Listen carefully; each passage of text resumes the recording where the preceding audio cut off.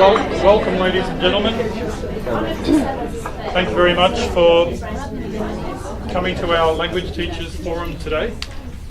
So we're very happy to have Laura and Fiona and Kirsten here today. Laura's been a little bit unwell, and we were to do one last Thursday at the Gold Coast branch, but Fiona was able to step in at the last minute. But Laura's voice is almost recovered. Almost returned. This might push it. But we don't mind if you speak softly tonight. And Kirsten's going to do a few activities too. So thank you very much. I'll hand over to you now. Great. Thank you for having me. Where should I stand for you? Am I okay right here? I kind of feel like I have my back to some of the crowd here, so I don't know. Maybe if I go to this side, will that work? And then I can sort of see everyone as I'm talking. So thank you for having me. I'm Laura Broadbent. For those of you who I have yet to meet, I'm the curriculum manager at C2C for languages. We're currently producing language resources for 6 different languages, and I'm here tonight to give you a bit of an introduction to C2C and what it is, and to I guess I've divided this session tonight into 3 different components. So for the first one, we're going to take a look at an overview of C2C, and to do that, I'm giving the example of our early years curriculum. This is brand new. This is our curriculum for P to 4, but it is structured in the same way as our curriculum for years 5 to 10. So if you can understand the way this fits together, then you'll be well placed to interrogate any of those units for older students that we've also produced. The second component is we're going to take a look at assessment, and we're going to go through an assessment task from C2C for the upper primary band, and those tasks are very similarly structured for the upper years as well. And then lastly, we're going to finish off with, hopefully if time permits, some of our favorite language learning activities that really engage our learners with higher order thinking. Something that sometimes gets a bit left by the wayside if we're focusing on grammar and vocabulary.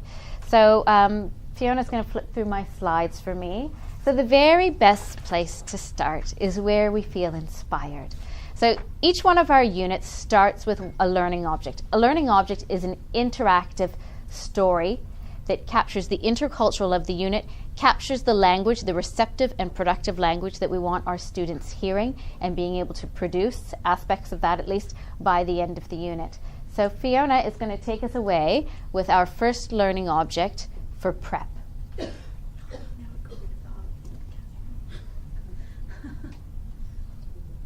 Sorry. A package from Japan. Now wait, before we start, how many Japanese teachers do we have here?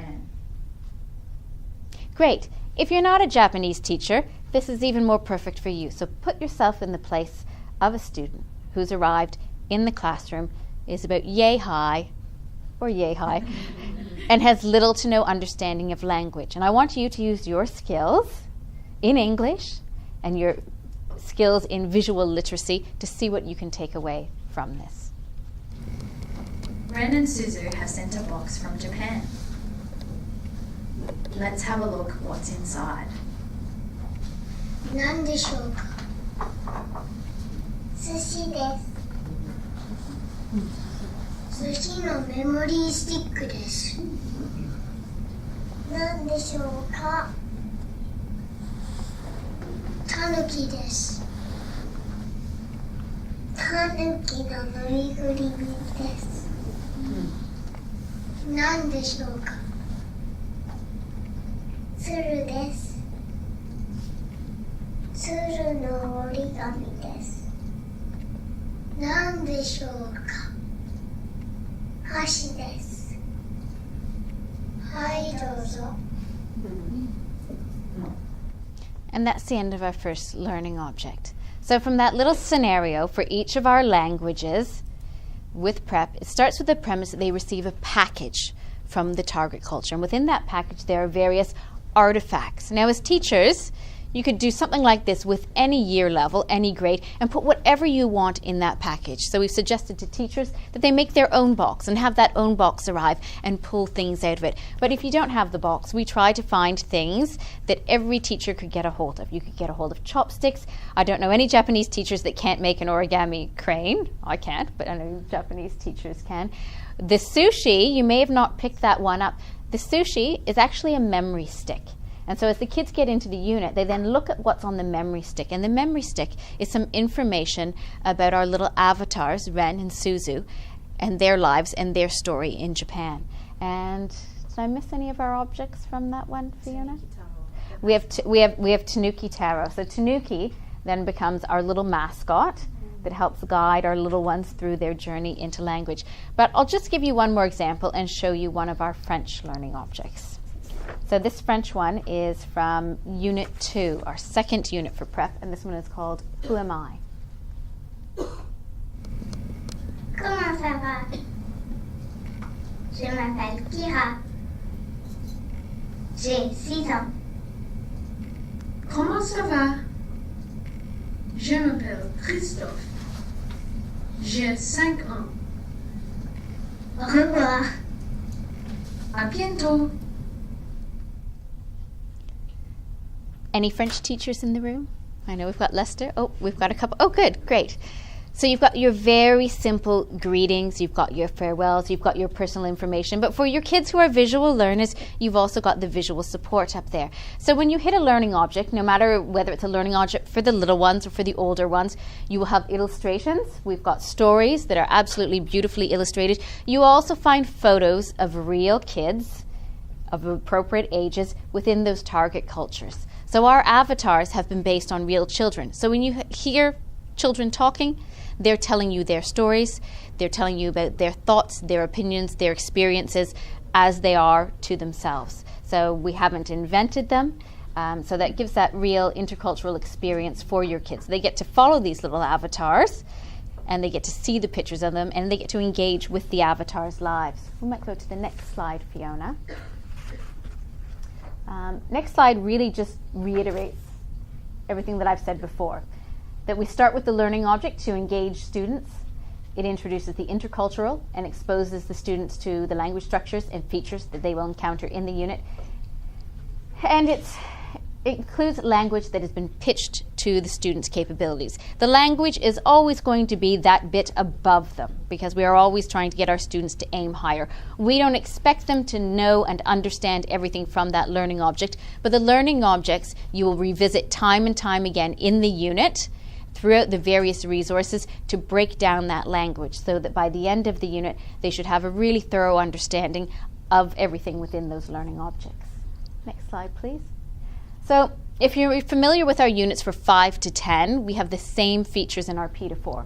So our units are conceptually based. So we've got the big concepts that come through the Australian curriculum. We've taken those. I'll give you an example for our little ones, family. That's a topic that everyone traditionally does.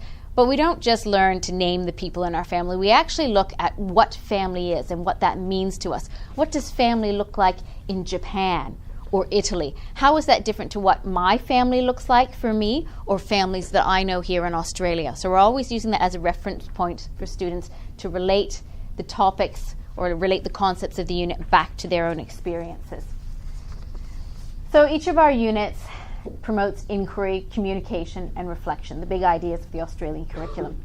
It also engages and reflects best practice, early years pedagogy, or age appropriate. So with our older students, if you get into the units, especially for years 9 and 10, we get into some very controversial topics. Things that are current and up to date and to really grab the students' interest when they hit those units. And we want it student-centered. So we want our students to always be talking about and referencing their own world and experiences as the starting points for their units. And our units are sequential. In the initial brief with the units that were written, the brief was that they had the capability to be used out of order. I came into the project partway through and I said, well, language learning is sequential. You can't have units that can be used out of order, which is why you'll notice for the first set of units, the Japanese and the French, you don't have the same first and second units necessarily, and there's a bit of revamping going on with those units. So if you're a French or Japanese teacher, keep your eyes out next year for a bit of a revamp to those initial units. So our units are sequential. They're meant to be used one following the other because we have that progression of very carefully chosen language to keep building on it each and every time. Next slide, Fiona. So this is an example of a band plan. Band plans are the same no matter which year level you're looking at. But I thought I'd show you the prep since we started with the prep. So in our first unit, we have the context of a package arriving from Japan. And this is where, or actually this is a German band plan, so a package arriving from Germany. And this is where you've got students exploring German language and culture, similarities and differences, in greeting others, and a variety of familiar contexts. We move on to Who Am I? So we move on to a unit in which the students learn to introduce and describe themselves in German through intercultural experiences. And then we learn to, we have a unit that focuses on our mascots. So here's our little German mascot, that's Izzy. We have Tanuki for the Japanese. We've got Napoleon Chameleon, the little chameleon for the French. And we have Lin Lin the panda for our Chinese. Kirsten has some examples of, so these mascots come through in our learning objects and through our stories as well. So we've taken the opportunity to, across the languages, incorporate all of the mascots. So as you can see, we're using the various mascots that we have for Chinese and of course our Australian mascot, as well as the ones who have, which have already been produced for French and Japanese, and we use them as guiding and learning tools to introduce, in this case, colours, of course. So for example, in this mascot unit, students are learning to describe, but they're also looking at cultural representation. So they're looking at mascots and how they're used in those various cultures. So Japan was an ideal one for that because we looked at kawaii, the idea of cute, and you know how mascots are used. They're used on lunch boxes and pencil cases, and I've got my Hello Kitty lanyard from Fiona that she gets. You know, they're everywhere. So we look at how those are used. We look at Australian mascots. What mascots do we have here? How are those used? And then this ends the year with a culminating task. So by the end, the students are then making decisions about a package that they want to send back to the target culture. So they get to think about, what do I want to send? Do I want to send a piece of realia, an artifact? Do I want to send my favorite stuffed animal as a mascot? Do I want to send the mascot that I've made for this unit? Do I want to sing a song and teach the kids in, show the kids in another culture one of the songs that we've learned and perform that for them? So you can see through this the idea of the sequential, the building of their experiences to then do something really wonderful at the end of the year. And we've tried to have that across each of our year levels and across each of our bands. So if you get into the band plans are your really great overview for the year that you can look at. So as a teacher, you put that one up on your wall. So you have your unit overviews. You also have an overview of your assessment that shows you in each and every unit. You don't have to go into each unit to find out what the assessment piece is. You will have an overview of that, once again, set out for the year. Might move to the next slide, Fiona. Okay, so for all of our units, we have avatars. Like I mentioned to you before, these are based on real kids. So for example, here we've got Sora, who's 6 and lives in Tokyo. We've got Ren. We've got a couple of our French ones, Simon and Odne. And on the following slide, we have some of our newer avatars for Chinese and for German. Okay, and our older students have mascots, avatars as well. Our little ones, they're the only ones that get mascots in the P2 4. So that's really a way of having an engagement tool. And anyone who has delved into the early years before knows how to use puppets and animals and things to get children feeling comfortable using a language and experimenting with the language. It's often a lot less threatening to make a mistake if you've got a puppet on your hand than if you're standing up there doing it yourself. Maybe I need a puppet. Next slide, please, Fiona. We also have our really amazing P2 interactive text. Can we play an interactive text? Is one of those possible to get ready to go? Oh, yeah. My favorite is the Ohio song. But Oh, I can't play that. No, do the ebook. I'll do 一寸法師一寸法師昔々おじいさんとおばあさんがいました。おばあさんただいまおじいさんおかえりなさい。うわあ赤ちゃんです小さいですかわいい。僕は一寸法師です。どうぞ食べてください。おいしい。一寸法師くん、お誕生日おめでとどうぞありがとう。僕は15歳です。京都に行きます。行ってきます。いってらっしゃい殿様、こんにちは。一寸法師です。侍です。侍ですか小さいですねはじめまして。僕は一寸法師です。どうぞよろしく。一寸法師さんはじめまして私は春姫です。お父さんは殿様です。鬼です。大きいです。赤いです。怖いです。一寸法師はおいしいです。痛い。さようなら。一寸法師さんが好きです。大きくなりたいです。幸せ。 Now, you may have noticed in those learning objects and in the ebooks the voices of real little people. So those are some 6-year-olds that you've heard narrating most of what you've seen today, which I think is absolutely remarkable to have those lovely little voices in there. So our students get exposed to hearing someone other than their language teacher, because I'm sure you've all had those students that they can understand what you say but can't understand what anyone else says in the language. So that just gives the opportunity for our students to hear real voices from different people speaking the language. Well, no, maybe we will. No, the song's incredibly cute, but I know we're tight on time because I want you to have time to get into the unit. So we'll go into a slideshow. Is it possible to bring up the slideshow from the German? So I wanted to show you. So you have your learning object, and then the units are organized into what we call topics. The topics are based on the strands in the curriculum. So you've got your communicating strand and your understanding strand. I might show you by holding up an example right here. Okay, so you can see here, in every unit, you've got assessment, you've got your connections between learning and assessment. This is where you find your learning objects and where you find your activities to activate their prior learning. You've got the communicating and then the understanding strand. And when you open that up, you can see all of the, what we call key ideas within a topic. So it hasn't been organized into lessons. It's not lesson 1, 2, 3, 4. You can do these. I'm hearing myself. I don't know. Is that okay?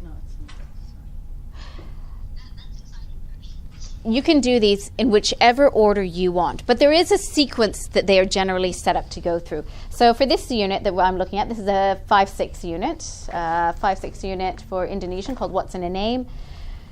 The first key idea is called sharing information about yourself.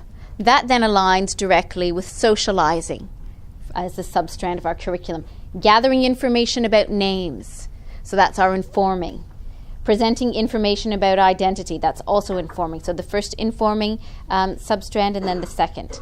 In understanding, you can see that we're recognizing pronunciation and then we're understanding how to be polite. So that gives you a really good idea of the sequence that we would prefer that it to go into, but you could use them at your will, whichever ones you think align most directly with one another. So every key idea starts with a slideshow. So the slideshow is your teaching for the unit. All of these resources are interactive. Except for our ebooks and our learning objects, you cannot get into and change because that language has been set because of the animation and the illustrations. But any of these slideshows, you can get in. You can change what you see on screen. You can take avatars out. You can also change the language in there. So if you feel that it's pitched too high for your students or not high enough, you have the ability to go in and manipulate that. So, Kirsten, since this is a German one, would you like to take them through this one?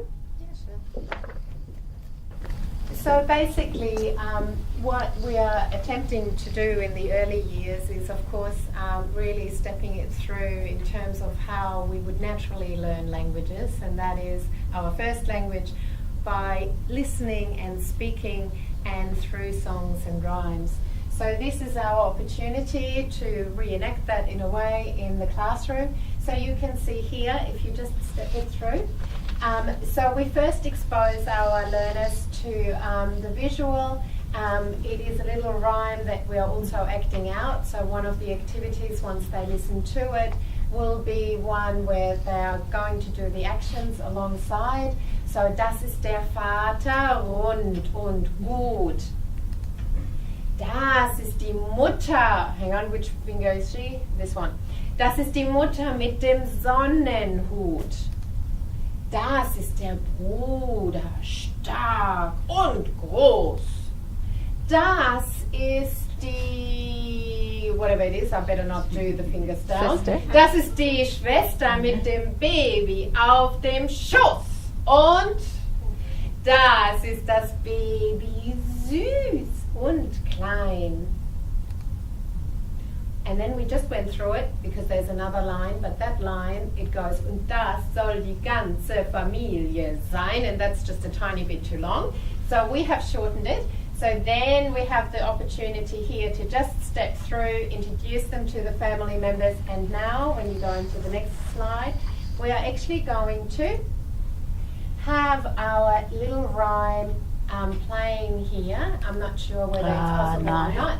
It doesn't matter because you've just heard it. But basically, this gives you now the opportunity to link it into the slideshow. The audio comes with the package. So you're, Do you want it? does it work? Das ist der Vater, rund und gut. Das ist die Mutter mit dem Sonnenhut. Das ist der Bruder, stark und groß. Das ist die Schwester mit dem Baby auf dem Schoß. Das ist das Baby, süß und klein. Oh, wie gut und oh, wie fein. So we shortened that last one to make it more accessible for our younger ones, and of course this is one that we provide the audio for, and then we step it through. We are asking which family members did you hear in the rhyme, so fairly easy, we've just had that beforehand. Then we show them again, we reinforce it. And then Izzy loves her family too. She enjoys singing songs about her family. And then we have another song, and I don't know. Maybe we'll just We'll leave it. But we basically, our team of writers, we come up with lyrics that support the learning experience in the context that we have designed for that key idea. So we just basically come up with either songs that we then put to the tunes of existing nursery rhymes and children's songs, and just match it with the language that is being taught in that particular key idea unit. Okay, and Fiona? then Fiona. And then now we're having Izzy's family, our Mascots family, and the children then can label it, and here are the answers, and then we have a few more songs that we've put into this particular unit, just stepping it through, and that's it. Thank you. Okay. So slideshows, obviously that's one for the little ones. With our older kids, we're taking apart, deconstructing texts, look at different literacy strategies within these, exploring various intercultural concepts. But in general, the slideshows are here to provide you with a sequence of teaching and learning to support you as teachers. Okay, it's the opportunity for students to engage with age-appropriate texts like the learning objects, stories, songs, and rhymes, and to link to support documents, which provide opportunities for consolidation and differentiation. And like I said, all of those are adaptable. So every slideshow is then followed with a teacher note for our little ones with activity ideas, or for our older students, and sometimes for the little ones, with what we call a student learning resource. the good old-fashioned worksheet, but it'll have all sorts of different activities and ways of consolidating what they've learned within that slideshow. Next slide. Okay, over to you. So we've brought a selection of units. I think we've only brought units that range up into the end of primary. So regardless of whether you're a primary teacher or not, regardless of whether this is your language or not, I would like everyone to have the opportunity to get together in groups and to explore the units themselves. And I'm going to ask you to look for evidence within the unit of the really good language learning pedagogy and age appropriateness of the resources. So I've got one of these for you. So I want you to look for differentiation for students. I want you to look at how this is going to benefit you by looking at scaffolding and support for teachers and students. I also want you to find best practice language learning pedagogy, development of literacy skills, and best practice early years pedagogy, or if you've got a unit for the older students, just age-appropriate pedagogies and student engagement. So we might take about 10 minutes now to do that activity, and then we'll come back and have a little chat. So units, they're downloadable. We've printed them out for you because we couldn't download copies for you, obviously. Okay, so each of these documents comes separately. So we've bound them together. It's not a workbook. It's not a textbook. Okay, when you come into each and every unit, you've got your map or your overview, like I showed you, that shows you what's inside. And then you have your unit plan. The unit plan gives you the overview, and then it gives you the links to access each and every document. As a teacher, you're going to access everything that you've got here in this unit through that initial unit plan. Okay? And then once you get past the unit plan, you'll notice that the unit starts with assessment. You're not assessing straight away, but you backward plan from your assessment. So you need to know that the assessment is the starting point for what you're doing. And then you get into your various topics and key ideas. And that's where you find your slideshows, and that's where you find your student learning resources. So what I want you to do, when you're looking for this evidence of differentiation and early years pedagogy or best practice language learning pedagogy, I want you to get into these really colorful resources and take a look at them, read a few of them, and see what you can find. Okay? Okay, I'm going to call everyone back now so we can continue to get to the other parts of the presentation. So I hope that even if that wasn't your language that you teach or your learning area, that you found some evidence of the different components, aspects of our C2C units. So the features of the P2 is that it focuses on the nature of the learners. So with our little kids, anyone who knows the ELF knows that we always start with the focus on the self and their immediate world, socialization with other, and structured routines. Hopefully you saw that coming through in these units. Active learning. For our little ones, it's about the games, the music, the movement, familiar routines, and certainly imaginative activities, which these guys help us out with. Development of early literacy skills. Whether it's our little ones or whether it's the older ones, literacy is a major component of what we do, teaching kids how to decode, break down language. Okay, so we have the focus on the oral and the aural. We've got engagement with sounds, shapes, and patterns. For our little ones, you see it through rhymes, songs, clapping, action games, repetitive modeled language, and always keeping it at comprehensible language input. Next slide. And then you'll find a variety of texts within each and every unit. You'll find learning objects.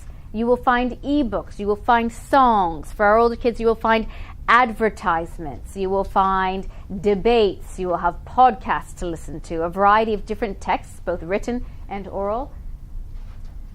And there'll be visual support. So Kirsten is going to take you through some of those texts for our older students and what those look like.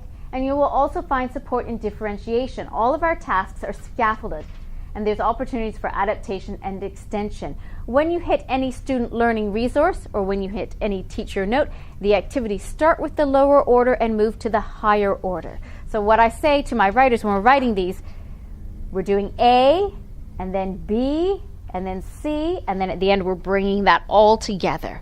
So we're moving up progressively with what we're having our students do. And we use English for explanation of those concepts that we think need explaining or the processes.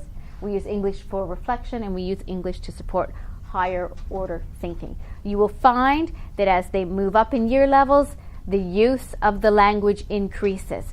So whereas our slideshows for the little ones start with our avatars, sometimes setting the context in English, for the older ones they won't. That'll start with them, with the avatars saying something in the target language. So the language is built progressively.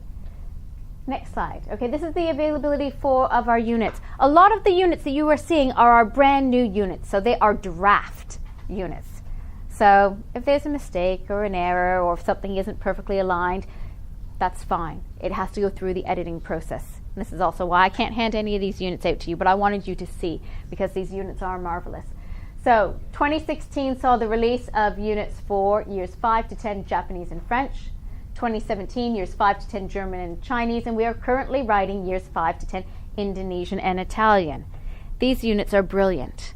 So even if you have another language, you might want to look and see how we've built on what we've learned in curriculum writing and how we've made the resources better and better. You can also take a slideshow for another language if it's teaching a concept and insert information about the language that you're working with and the culture that you're working with and adapt it. Okay, for our little ones, 2017, we've got the release of Prep to Year 4 Japanese units.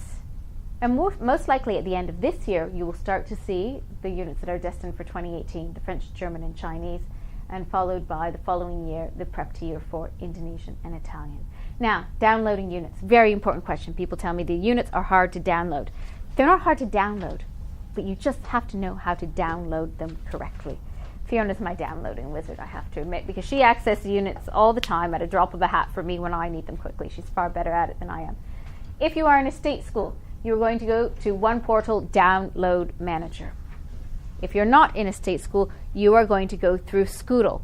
The most important thing that you need to know is that it is a zip file. So you need to download and you need to extract all. If you don't extract all, you're going to end up with bits and pieces that don't seem to fit together and make any sense. Fiona, do you have any other recommendations about downloading units? Yeah, it's just extracting all, and then realistically it looks like a whole bunch of files, but if you go into the documents file, because there's usually 2 folders that come as a part of it, the only document that you need to open from and will give you access into the whole unit is the unit plan. The unit plan provides you with the link to every single resource within the unit. It goes through the sequence that we've suggested that you can go through. It starts with the assessment, and it provides you with links to the assessment item, the model response, and the implementing the assessment teacher note. And then it moves into the connections between learning and assessment, which houses our learning object for the overarching sort of spoken text for every single unit. Do you have the ability to quickly pop into a unit plan? I do. So I'll have Fiona set that up to show you how she does that. We've had a question come through about Spanish. There is no brief at the moment to create C2Cs for Spanish, but certainly taking what's been done, particularly for the Italian, which is really marvelous, or taking some of our French units and adapting those. But you know, the approach we use for C2C is what we call adopt or adapt. You have to make the unit suit your context of learners. What you can be assured by doing C2Cs are that you will tick off every aspect of the achievement standard. We'll take a look at that when we talk assessment shortly. Did you have a question at this point? So the units you've got at the moment are for the P to 10. They're written in the P to 10 sequence. You know, year 7 entry. So if you're beginning an entry point year 7, what you'll have to do is you'll have to take our various units and you will have to adapt them for your learners. So if you're going to take a unit that already exists currently for year 7, your students don't have all that background knowledge. So it would probably be in your best interest to delve into those that are for band 5 and 6, and then put it next to the achievement standard. Luckily, the way the achievement standard has been written is with really broad and open statements. So it allows you the opportunity to perhaps use some of those units from the younger years and adapt them to then suit your achievement standard. Did you say band 5 and 6? Yeah, I would be going into the band 5 and 6. I would also be taking a look. So for example, in band 5 and 6, our first unit is called What's in a Name.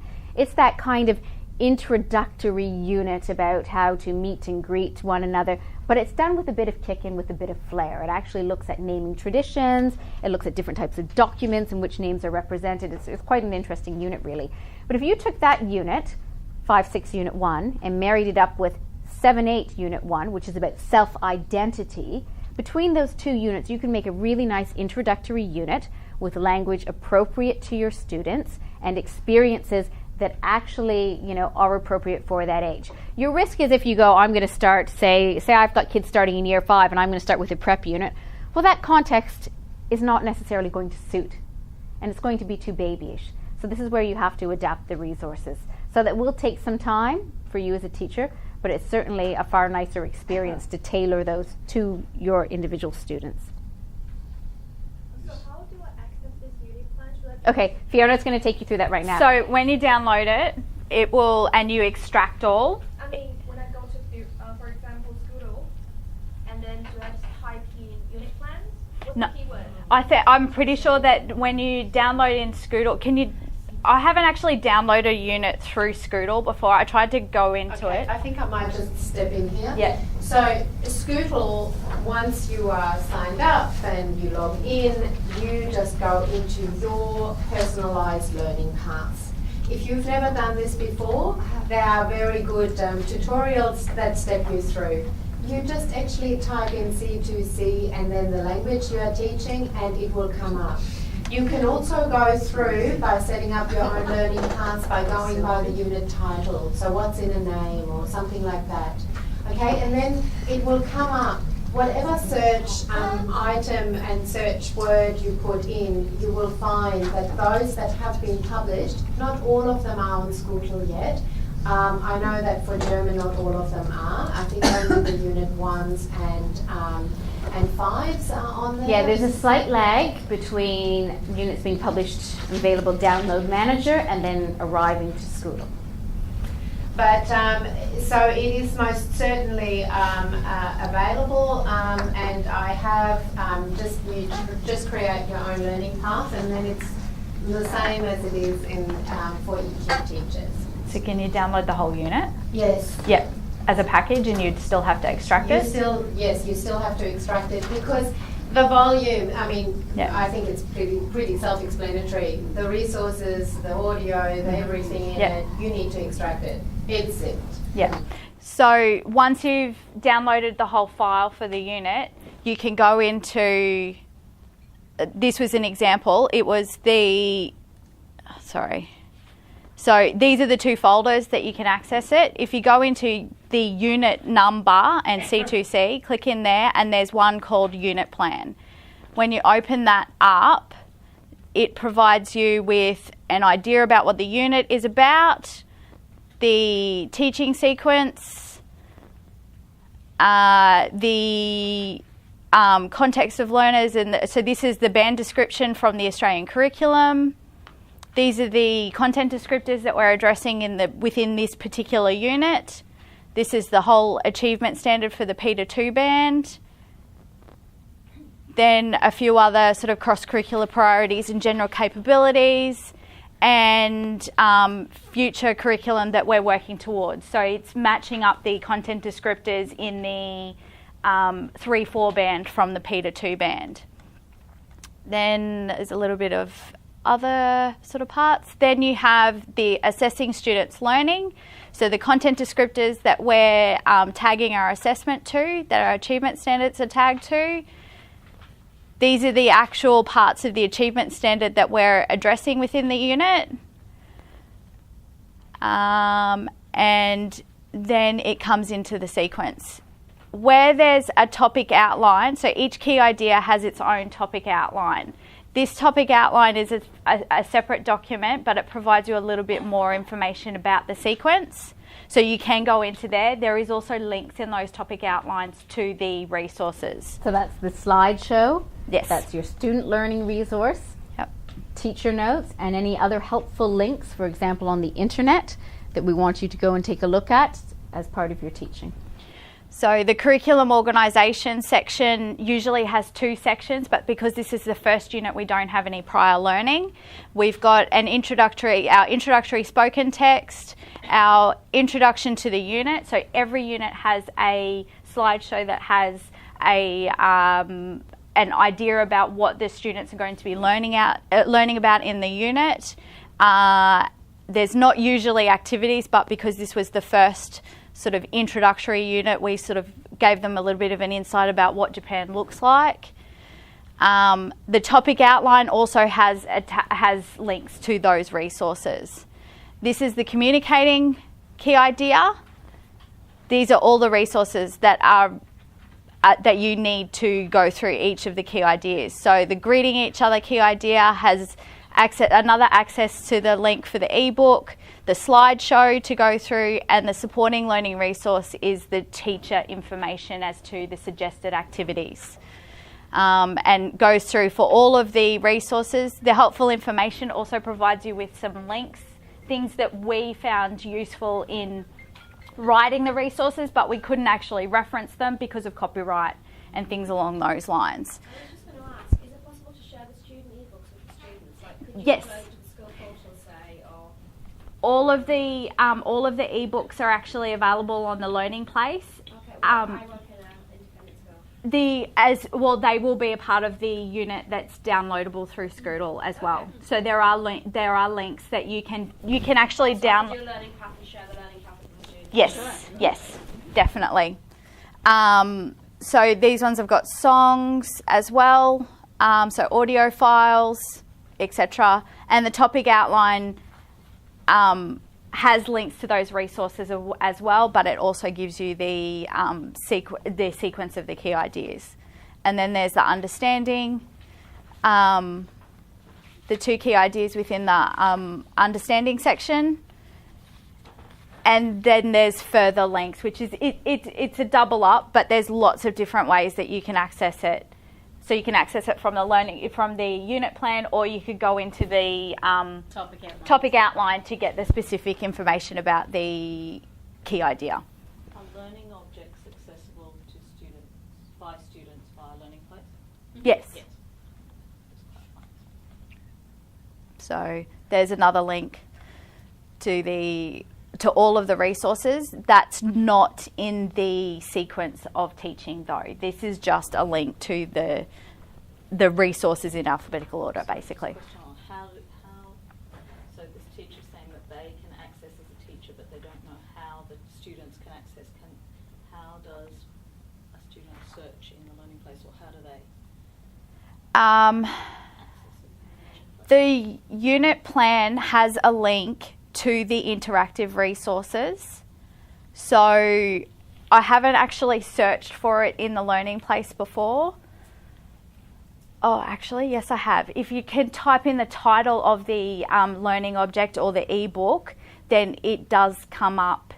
There is a search function in the Learning Place that you can type in the title of the resource, and it will give you a list of the resources that are available in the Learning Place. Okay, Fiona, I might have you move on to assessment. So we have a little look at what assessment looks like and take you through an example. Yep. So I have a draft copy of a 7 to 10, this is a 7-8 band assessment that we've been working on for Italian. I'll just go back into this. Oh no, it's only one slide. So this is sort of the idea of the assessment task. Every unit comes with an assessment task, all the way P to 12. P to 10. Each unit has an assessment task that is forefronted within the unit, i.e. it's the beginning key idea. So at the top of the unit plan, the assessment task or the resources for the assessment task will be available. There's usually 3 resources that come as a part of the assessment key idea. There's the student assessment task, which includes the GTMJ, which is the Guide to Making Judgments. The Guide to Making Judgments have been developed using the achievement standard, the Australian Curriculum Achievement Standard, and as this sort of C level, and then we step up and step down as a part of that. So the draft that Laura is passing around has a copy of the GTMJ for this particular assessment. We've mapped the achievement standard across the band, so we don't assess the whole achievement standard in every single assessment item. We pick and choose from the achievement standard and assess it where it's appropriate, or where we can sort of find tasks that suit the context that we're talking about within the unit. There is a model response that's also provided with each of the... Yeah. Sorry. Oh, I can't see because I'm... Yeah. Sorry, just had to see them. So the guide to making judgments, this is an example one here. Okay, the assessment task has the cover sheet for the students. It's a sort of task sheet that you can pass out to your students for them to respond on or respond to. And then the model response is for you as teachers to give you an idea about the aspirational response that we're expecting, and the ideas about what we're expecting the students, or how we're expecting the students to respond to the task. So sorry, just got some questions online here. Yep. So as C2C can be adapted and adopted, does this also apply to assessment items? Can you confirm that the model response represents a C standard? So you're saying it's No. The model response is not a C standard. The model response demonstrates the full extent of the guide to making judgment, which means it demonstrates that A level for each and every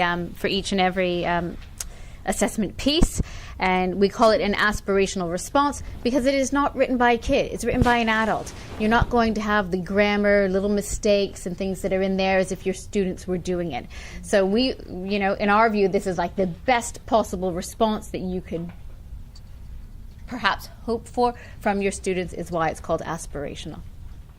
So I have an example of a model response that I will pass out in a moment, but what I wanted you guys to get a chance to have a look at is what we're actually asking the students to do within the assessment task.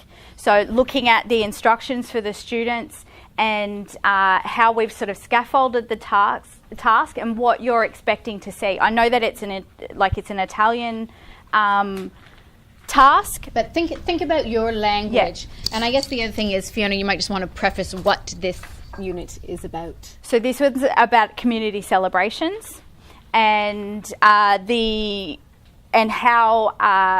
community is celebrated within all sorts of different cultures. So how do we celebrate community is one of the Japanese units.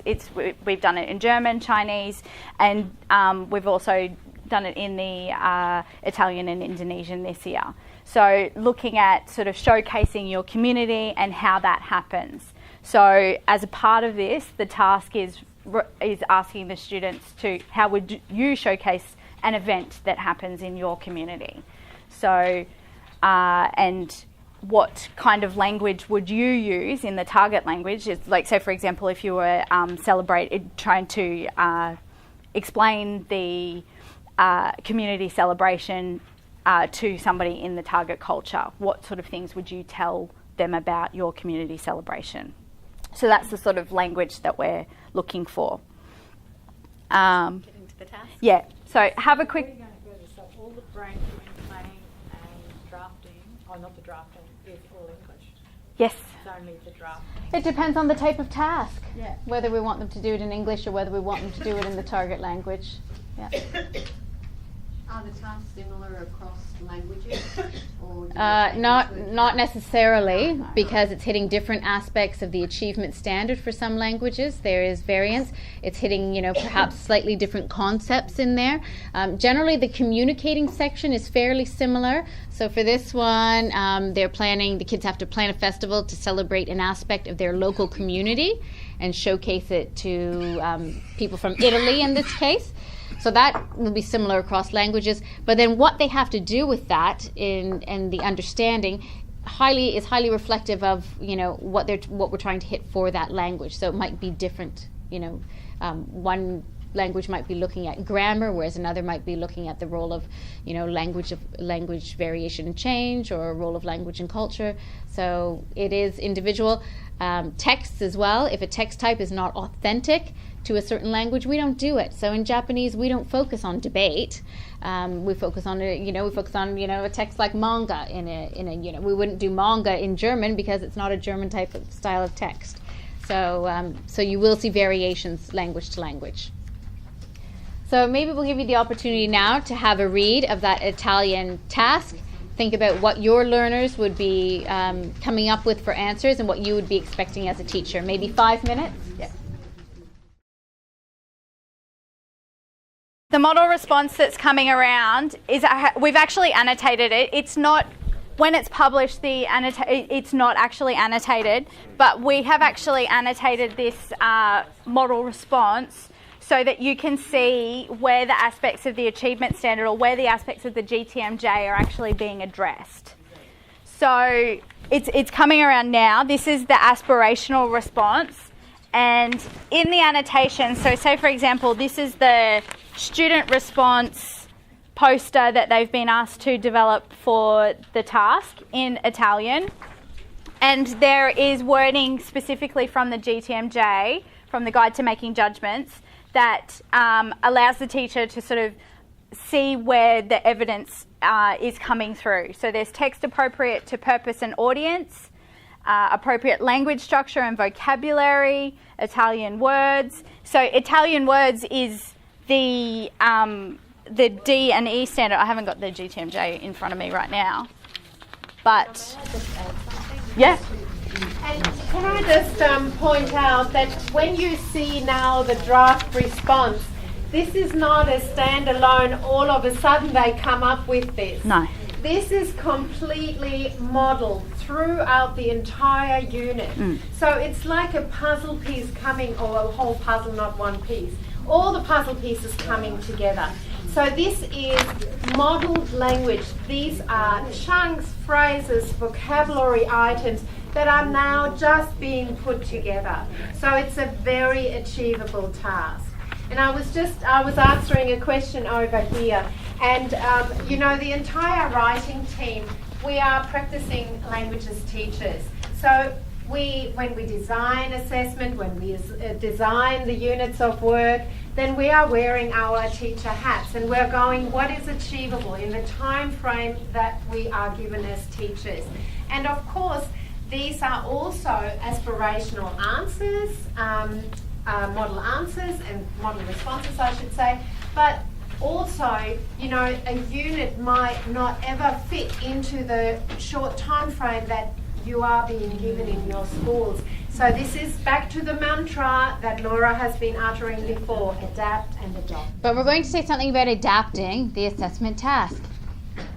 We do not advise that you adapt the assessment task, because if you start cutting out pieces of the achievement standard, we've guaranteed that by doing these units you will have full coverage of the achievement standard. If you start cutting aspects of that out, you're not going to have the coverage of your achievement standard. But what if you don't have the students for the time that is recommended for the, you know, especially in primary, if the Australian curriculum has been... So our tasks are very open-ended. You can see this one about designing a community celebration. If your kids have been doing this for a couple years, if they've been doing it since prep, they still have the ability to achieve within this task. We've been very careful about keeping them very wide and you know, broad, so your learners, if they have more experience with the language, are able to do so. So we've done our best to provide, you know, tasks that we think allow for differentiation. Of course, for your context of learners, you're going to have to make some judicious decisions. I can't provide, you know, an example that's going to suit every context. So, but all I can say is, if you want if you want the full coverage of the achievement standard, then you shouldn't be cutting anything away from the assessment tasks. But certainly, if you do need to modify, it provides a very good guide for, I suppose, for you to do so. I wouldn't do it. just one last thing that I wanted to sort of tell you about is the feature of the GTMJ, the nested approach. Everything in it, you'll see in the A aspirational response, you'll see everything from the E, the D, the C, the B and the A. So it's the C standard is mapped across the achievement standard for the curriculum for the band. But we step down and step up from that. But everything that's in the A response includes all of this. Yeah, so when you receive your student work, you're going to take it and you're going to put it next to the achievement standard being the C. If it meets the criteria of the achievement standard, then you're going to look at the step-ups and say, well, does it now meet a B? And if it meets the B, does it now meet an A? And if it doesn't meet the C, then you're going to take it and look down and see if it meets the D. Hopefully nothing will be meeting the E, but you might have something that meets the E. So when we look at the nested approach to this, you'll see that, for example, in communicating, our E student is writing words in Italian. They're scribbling down a few things in Italian, which you would hope. Our D student is starting to use formulaic phrases, those things that you've taught them and repeated over and over again, all of that modeled language. Whereas our C kid is actually starting to create their own text. They're creating something that's cohesive, using appropriate language structures and vocabulary, sorry, I'm losing my voice here, and appropriate to the audience and purpose. If we move up to our B, they're using language to promote the festival. So they're actually putting some sort of persuasion into what they're doing as appropriate to the text type. And then our A is someone who's created a flyer or poster that's detailed, and they effectively use language to encourage participation in the festival. So you'll notice that approach through every single one of our GTMJs. It's no longer about quantity of errors. It's not about are you doing something consistently or rarely or accurately or inaccurately. We've moved on from that in the past few years, and this is the approach that's been taken. Did you have a question? I have a question. Is this given to the students? Yes, by all means. Now, my children, my 4 little people are in the state system, and my little guy's in year 2. They call this the cheat sheet at the back. And I say, it's not a cheat sheet because it tells them how to get an A. And I say, well, you need to read that, darlings. And my girls have mastered it. They know when they get their assessment task, they go here and they go, I want an A, so what do I need to do? And they read that and take it on board. By all means, it's not giving them away the answers, but it's telling them what they need to do to achieve. So, of course, we want our students to have that. Well, then I guess you would have to explain the meaning of some of this. Absolutely. Well, you know what? I'm going to say that my little ones in year, I was going to say year 4 and 6. No, she's in 6 now. My middle child, who's now in year 6, is a master at these. So when they've been brought up with it and doing it and looking at it, these kids now have the meta language. They don't have to ask what an adverb is or an adverbial phrase. They know it because they've been taught it in the units and they've been doing it all along. I just have a couple of questions. One was that the teacher has noticed in the Japanese ones that there's a lot of information in the C and not so much in A and B. Yeah, because there's not always a step up and a step down. And I'm going to give you a really simple example for this. So in the French P2, we have an aspect of the achievement standard that says mimics French pronunciation. Well, you're either mimicking it or you're not. You can't do less than mimic French pronunciation. So there's no D and there's no E. And we can't expect our kids to be completely fluent and have absolutely perfect French pronunciation, so we haven't put that in as the A. That sits as a C. So if it sits in the C standard alone, it's because we have made the decision not to step it up or down because it might not be appropriate for that task. So it's not about, once again, in the old marking rubrics, you went and you ticked off where they had more. If they had more in the A column or the B column or the C column, this isn't about that. If they meet the C, you're moving up to the B. If they meet the B, you're moving up to the A. So it's not quantity this time. Yeah. And another query was just based on something you said earlier, was so communicating accurately is not so relevant. That was the query that was coming. I don't think you could say that communicating accurately isn't relevant. I think I might need more information to answer that question. I think it's communication for real purposes. And if we say that our A kid is only the person that speaks with absolutely perfect French, for example, well then I think we are discounting all of our learners, because we're trying to get them to engage with language and use language, and perfection is not attainable, I would say. And unrealistic. It says effectively uses language. Yeah. So if there's lots of areas, it's not going to be effective. No, absolutely not. And And that's where as teachers you're always going to have to use your judgment. So you're going to have to go, is effective use of the language that I can just barely understand you, or is effective use of language that you've created, maybe a really great persuasive argument in a debate? That would be effective use of language. Do you want that back? Yeah. We're almost out of time here, and I know we didn't get to Kirsten's activities. But can I at least step through the slideshow and at least show you what there is? Is that all right? Okay, so I'm just going to, I think I'm going to stand here, and I know that you've already been told about the various resources and how it all hangs together, and I guess really my passion and my presentation therefore centres around the intercultural language learning and teaching. And what we wanted to show you here in particular is activities that allow students to explore intercultural and higher order thinking skills, and most notably those that allow for analysis and reflection. So the activities that I show and that we had hoped to maybe even engage you in, which I think will not happen today because of time constraints, but I think you get a good sense of our activities, that we want to engage our learners to experience and to analyse diverse perspectives, to engage with controversial topics and issues, and also to allow on their own sense of identity and personality and personal world.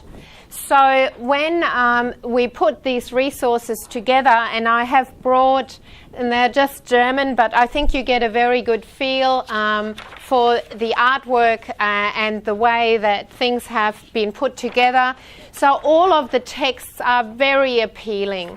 And they are, of course, also hopefully pieces of resources that allow the students to make a connection between the visual stimulus and the text that they can access. There are also pieces of resources that are basing our activities and explaining our activities in very good detail, so that you as teachers basically can pick these things up and run with them, so that they are explained in a way that you can either bring it up on your board and show the students, for example, how these activities hang together and how they work. This is part of that scaffolding for teachers as well as students that I was asking you to look for earlier in our units for the little ones. Yeah, and so here you can also see one of my favourite units that I helped write last year was around the issues of refugees, and so we created texts that had all sorts of genres incorporated as well. You can see some examples here from the learning objects. I'm just going to click through because I know that we are a little bit out of time already, I believe. But you can see that I think the array of different text sorts and types will really allow for a very good engagement of our learners. This is about, I was going to say, well, it is in a way slave labour. It's about the issues where does our banana come from? And here we can see there is a very good approach to analysis and of statistics, and then engaging with the text. And of course, this is also something that, you know, the complexity of the text is being stepped up. So you can see how, you know, in our beautiful spiral language acquisition, that all hangs together. So again, stop illegal child labour. We have an environment unit that explores that. I shouldn't really be saying environment unit, but I hope that you understand now where this whole conceptual approach comes from. And then again, a quick show how for you, we are calling them SLRs, they are supported learning resources. They are here for the students as a sheet, empty, and here for you as the teacher, making that call, maybe wanting to show the student the model responses that they can then take on board. This is the kind of thing that I could be contributing to this particular activity and in response to this activity or learning opportunity. Here you see again a whole way of us using the various resources that we have put together, the ebooks that we're very proud of, because, you know, how else is it possible to engage our learners with spoken text, with the visual, and have all that language incorporated in that unit of work. It's just, I think it's totally brilliant in terms of having that opportunity. I of course believe that our work is brilliant, but okay, so here you see, and this was some of the things that we wanted to do with you. So we had sort of like personality cards that we had them translated into English. So this was something that basically, you know, you put them around in the classroom.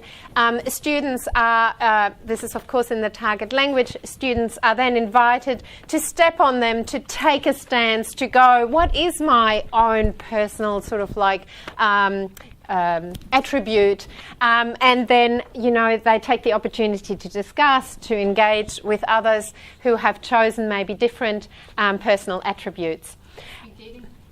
Yes, so the speed dating, and hopefully... Yes, so the speed dating, and I will show you very quickly. So we have one unit, this is the gallery walk, we're very proud of as well, because this is the visual where they, okay, so what are our first perspectives? How do we, you know, sort of like judge what we see visually here?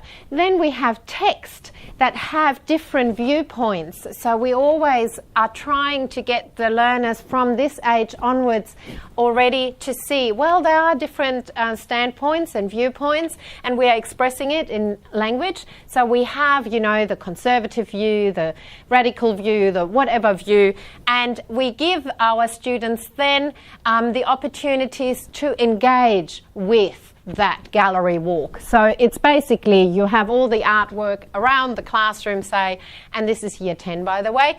So we are then going, and this is what is visible culture, what is invisible culture. We get them to go around, engage with the pictures.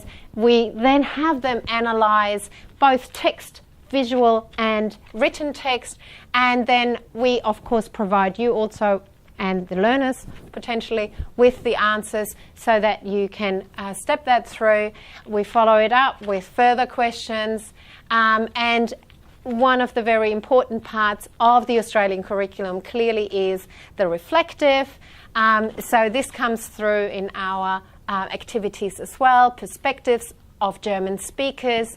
Choose one photograph, return, reread the comments left by German speakers, analyse the perspectives of the people who commented on the photo by completing the table below. We are scaffolding that as well.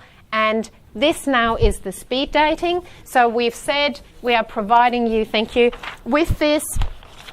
And in the speed dating, you will see not only is the activity explained visually, it is also scaffolded with a speaking sheet. So the students will get this.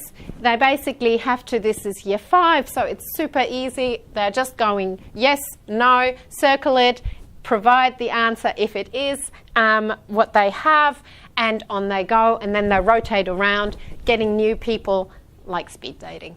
Okay, and then this is, I think, the last one. We've got, again, text stimulus that engages them.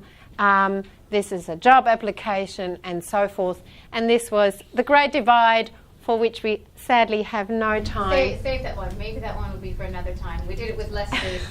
I want to call them kids, students. Yeah, behavioural-wise they were. And you know, and that's built into our units, and it's just a way of getting students. It's a great game to play where you get them to take a stance on perspective, starting with something as whether red is nicer than blue, and they line up, you know, and they express the degree of feeling to which they think it's better or worse, and they practice exchanging viewpoints. And then we move up and we get more topical, and at the very end we get into some very controversial statements that we ask them to take a stance on. So they're learning how to share their opinions with others, to listen to other people's opinions, and we're trying to get them to then reflect on themselves and see whether, after listening to the opinions and perspectives of others, whether perhaps they would modify their stance. So that's a really great activity that comes up in a couple of different units. Okay, I think I'll leave it at that because we're right on time. Yeah. Thanks so much, Laura and Fiona and Kirsten, for great talk. It's brilliant to see you so excited and proud of what you're doing, and everything is great too. In 6 or so years of Language Teachers Forum, we've never had this many people, both in the room and online. So it's obviously something that teachers are very interested in. So,